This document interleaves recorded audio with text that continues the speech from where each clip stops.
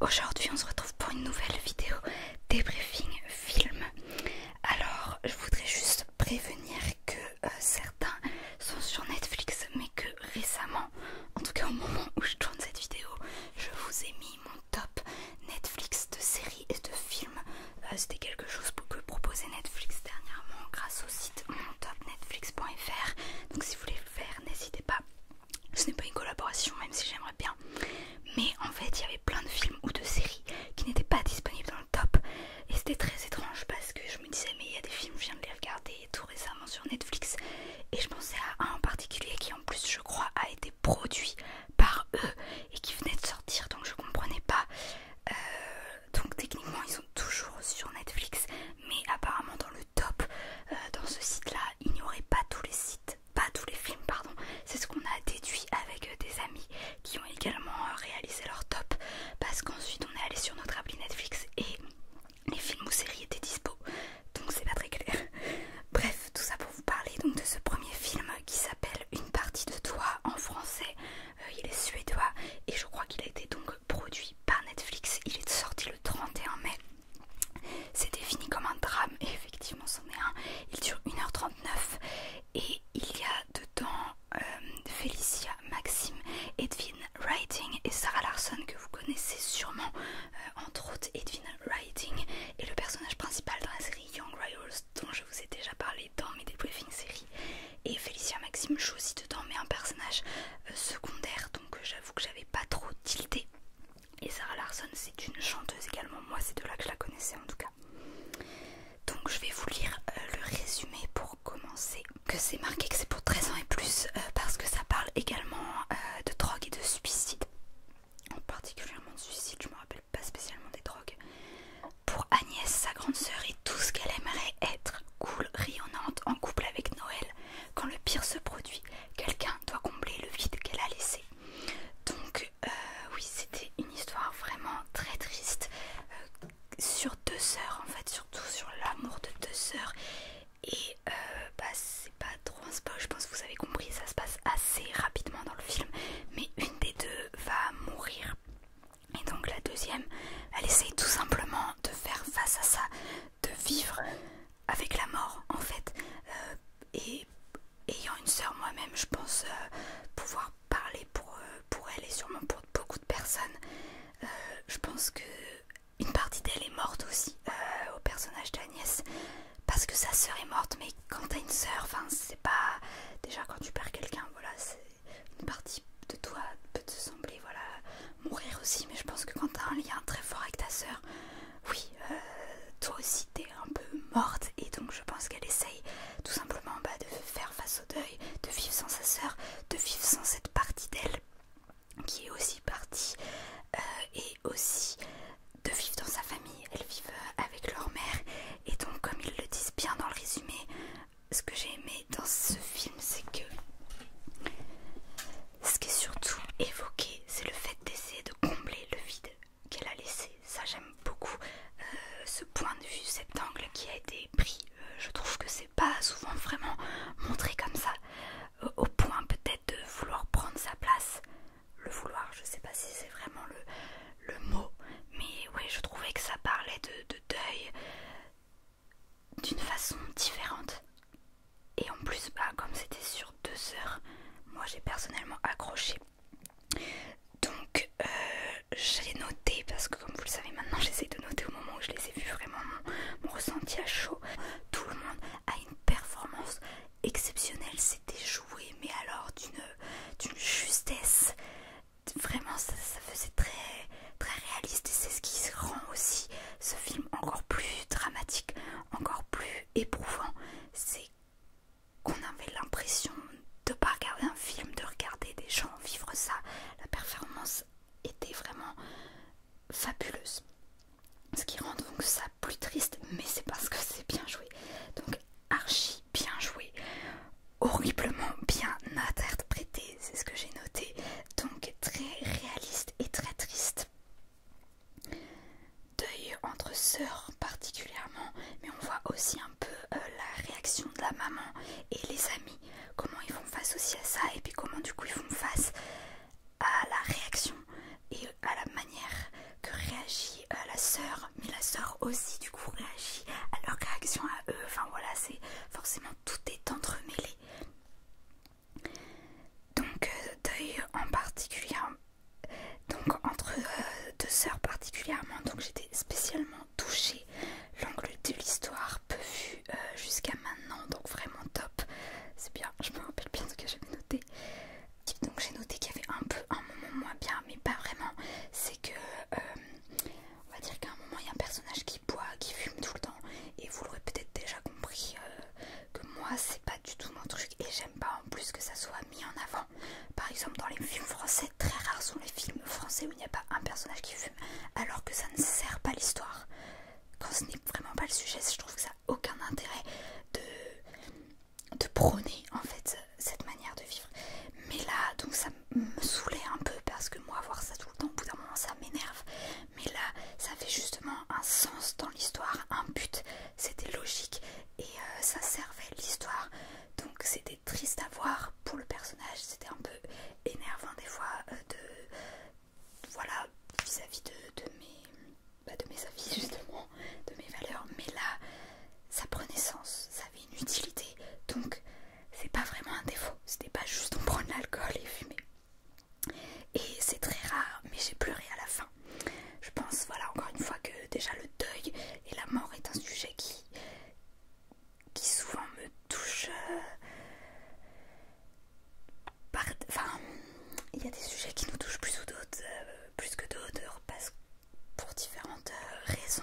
Mais voilà, déjà c'est un sujet qui peut me chambouler plus. Mais là, le fait que ça parle de 2 heures, et je me suis parfois, pas surtout, entre autres sur l'alcool et fumée, pas surtout, mais des fois, comme je vous le disais, c'était vraiment très très bien joué et très réaliste. Donc je me suis reconnue. Et encore une fois, comme je le disais aussi, l'angle qui a été utilisé, si je puis dire, qui était original et du coup peu traité, m'a particulièrement touchée, oui. Et donc c'est très rare, mais j'ai pleuré à la fin de ce film. Donc je l'ai noté parce que je pleure rarement dans les films, à part quand des animaux meurent. Mais là, j'ai pleuré à la fin. Voilà. Le prochain film dont je vais vous parler, pour le coup, c'est un film français que j'ai vu au cinéma, ce qui est rare, ça aussi. Je vais pas très souvent au cinéma, mais vous en avez sûrement entendu parler, c'est obligé. C'est le film de Artus, Un petit truc en plus. Tout le monde en a parlé, beaucoup en bien. Après je me suis un peu renseignée, j'ai regardé de quoi ça parlait, la bande-annonce, et effectivement ça avait l'air d'être un film français sympa, rigolo, devant lequel tu passes un bon moment. Donc je me suis dit, bah j'ai envie d'y aller. Et effectivement, c'était très très bien. On rigole bien, donc ça fait plaisir parce que je trouve qu'il y a, enfin j'ai l'impression qu'il y a moins de films qui me font rigoler qu'à une certaine époque, qu'avant. Et donc là vraiment j'ai retrouvé ce point positif des films français en général. On dira souvent qu'ils sont pas extraordinaires, mais des fois ils nous font vraiment bien rire. Et c'est important. Donc là c'est ce dont j'avais besoin et envie. Donc j'ai bien rigolé. L'histoire était belle, on est ému. J'ai trouvé les acteurs et actrices vraiment top. Et c'est super, surtout en sachant qu'il y a eu beaucoup d'impro et d'adaptation aussi. Parce que si vous le savez pas, c'est un film qui traite du handicap. Et la plupart des acteurs et actrices étaient des personnes touchées par ces handicaps et qui ne sont pas justement acteurs et actrices de métier. Pour beaucoup c'était la première fois, et de les voir aussi bien jouer, en fait pour le coup on peut pas dire que c'était pas réaliste sur les points qui sont présentés, parce qu'en fait c'est ce qu'ils vivent, ils le vivaient. Donc et apparemment d'après mes renseignements il y a eu beaucoup d'improvisation, d'adaptation, donc voir un si beau résultat malgré ça. Enfin souvent en fait les impros sont les meilleurs moments des films. Et j'ai oublié de vous lire le résumé, donc je vais le faire tout de suite. Pour échapper à la police, un fils et son père en cavale sont contraints de trouver refuge dans une colonie de vacances pour jeunes adultes en situation de handicap, se faisant passer pour un pensionnaire et son éducateur spécialisé. Le début des emmerdes est une formidable expérience humaine qui va les changer à jamais. C'est exactement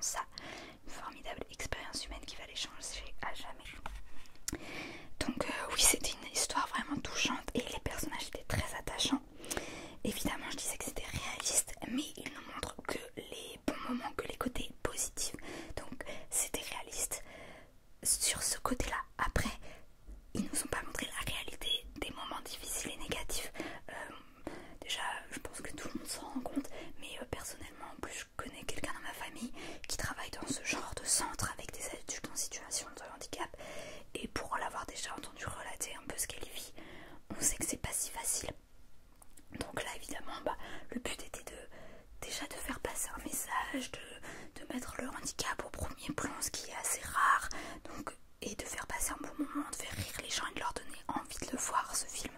Donc je comprends que c'était pas l'idée de montrer ce que c'est vraiment spécialement en entier, et c'est pas un point négatif, mais voilà, je le précise évidemment, on a vu que les bons côtés, mais c'est logique dans l'histoire et on n'était pas là pour se documenter, quoi.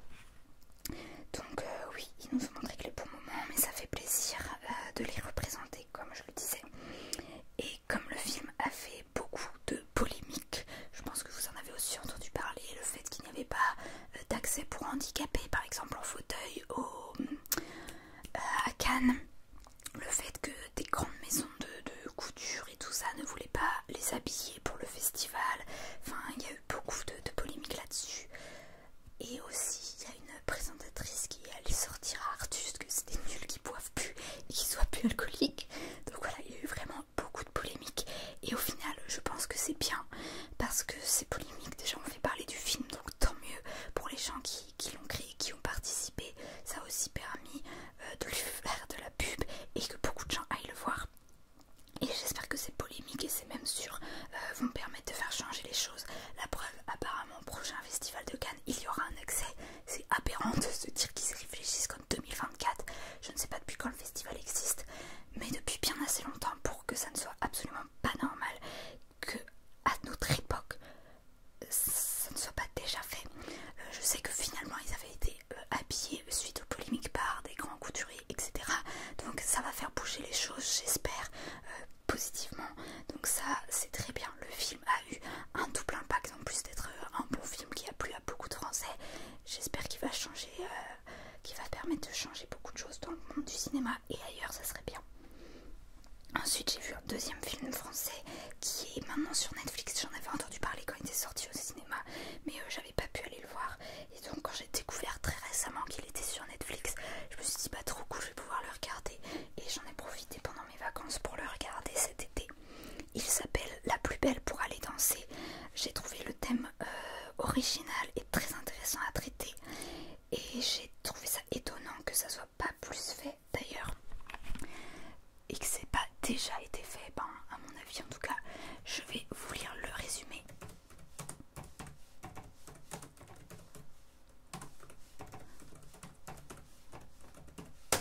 Marie-Luce Bison, 14 ans, est élevée par son père dans une joyeuse pension de famille pour seniors dont il est le directeur.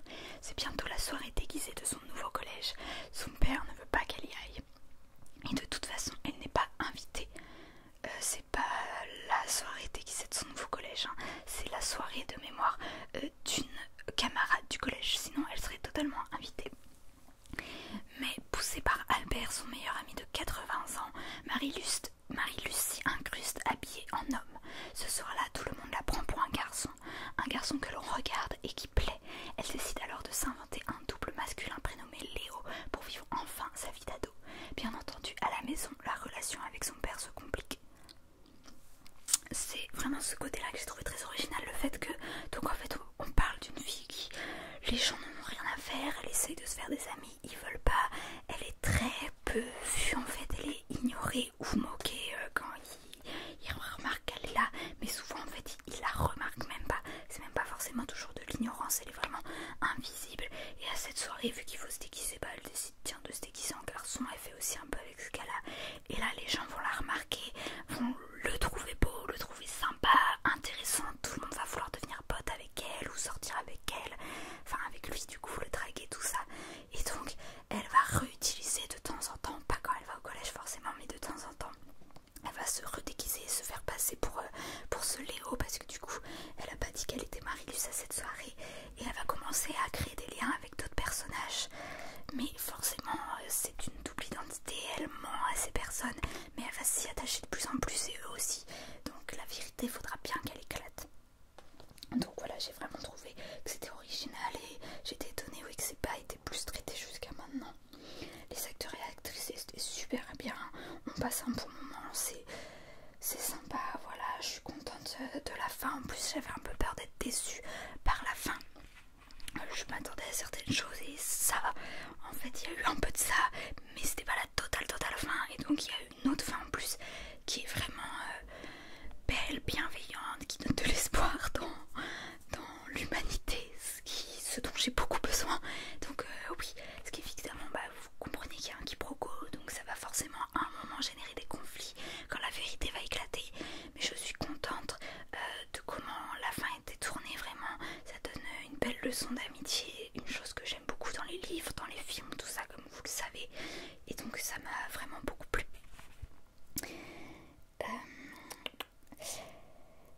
Il était pas trop long, il dure 1h30, donc moi ça m'a plu aussi, c'est un avantage. J'aime pas quand c'est très long, les choses prennent pas 1000 ans à se passer. Voilà, on se dit pas tiens à quel moment elle va se déguiser en garçon, parce que moi je savais que ça se passait comme ça, j'avais vu la bande-annonce il y a longtemps. On se dit pas tiens pendant 1000 ans c'est quand elle va dire la vérité, pendant 1000 ans tiens hop ils vont se rabibocher quand, voilà. Donc les choses prennent pas 1000 ans à se passer, ça se passe et on règle les trucs quoi. Ça traîne pas et donc ça j'apprécie. Donc voilà pour ce film. Et le dernier que je vais vous présenter, je l'ai vu en streaming, c'est le film Anyone But You. Vous en avez sûrement aussi beaucoup entendu parler.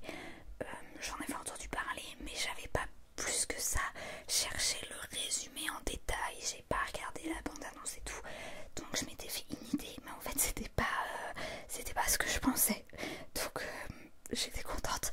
Je l'ai vu en streaming, ça faisait quelques temps que je voulais le regarder, j'avais un peu peur de pas aimer mais en fait je le trouvais pas en streaming et là je retentais une fois sur un site où j'avais déjà regardé s'il y était et là il l'avait, donc j'étais trop contente et je l'ai regardé. Je vais vous lire le résumé pour commencer. Donc Anyone But You, tout sauf toi, moi je l'ai regardé en VO. Béa et Ben ont tout du couple parfait. Mais, ouais, enfin ils sortent pas ensemble donc je trouve pas ce synopsis très cohérent. Mais après un premier rendez-vous idéal, un incident refroidit leur attirance réciproque jusqu'à leur retrouvaille inattendue lors d'un mariage en Australie. Non, alors je vais refaire le résumé. Béa et Ben, après un premier rendez-vous idéal, un incident refroidit leur attirance réciproque jusqu'à leur retrouvaille inattendue lors d'une fête où ils apprennent qu'ils ont des proches en commun et ensuite ils vont effectivement passer du temps lors du mariage en Australie de ces personnes en commun qu'ils connaissent. Ils font alors ce que n'importe quel adulte mature ferait dans cette situation, prétendent être en couple. Donc je pensais pas du tout aimer, en fait je me suis lancée dans le mode on va essayer, on va voir, si j'aime pas j'arrête, si j'aime bien c'est cool. Mais en fait comme c'était pas ce que je m'étais imaginé comme histoire, ils ont pris également un autre angle de ce que je pensais. Et en fait c'était très bien et surtout c'était très très drôle. Moi j'ai surtout beaucoup rigolé, il y a beaucoup de scènes très cocasses en mode mais qui fait ça dans la vie en fait. Et du coup j'ai beaucoup rigolé, c'est pour ça que je l'ai aimé en fait, surtout parce que sinon évidemment c'est pour le reste c'est très cliché et on devine clairement tout dès le début, mais j'ai passé un bon moment et ça détend et ouais, pour une sorte de comédie romantique j'ai quand même beaucoup rigolé. Donc tout à l'heure on parlait d'un petit truc en plus qui était fait pour rire, et Anyone But You, franchement si vous voulez rigoler, moi je vous le conseille, je me suis vraiment beaucoup amusée. Donc voilà, pour le reste c'est une histoire d'amour très cliché, j'ai vraiment tout deviné, mais alors tout dès le début. Et pourtant vous savez que je ne devine pas facilement les choses, surtout dans les livres, mais les comédies romantiques c'est pas possible de pas deviner. Et là c'était vraiment tout comme je le pensais, je peux le confirmer. J'étais légèrement triste et déçue en fait pour le deuxième gars, parce que comme dans beaucoup de comédies, un peu en mode lequel elle va choisir, et des fois il y en a un deuxième, on veut absolument pas qu'elle finisse avec lui parce que genre il est nul, il est maltraitant ou il est débile ou je sais pas quoi. Mais là presque l'autre en fait il était presque mieux, enfin je vais pas dire ça, mais il était vraiment adorable, super sympa, super gentil. Et c'est dit d'ailleurs dans le film, même elle le dit, donc j'avoue que j'étais un peu triste pour lui malgré tout, mais en même temps c'est la vie. Et ça aurait été plus réaliste si à la fin ils n'avaient pas fait ce qu'ils ont fait, qui à mon sens en plus n'est pas du tout utile et du coup affreusement pas réaliste, mais que j'avais deviné malgré tout dès le début parce que c'était évident. Mais la fin, en gros, le mec il lui met une autre meuf quoi, il se trouve une autre meuf en mode faut finir pour tout le monde bien. Alors je comprends l'idée, voilà, de vouloir que ça se finisse bien pour tout le monde, mais c'est pas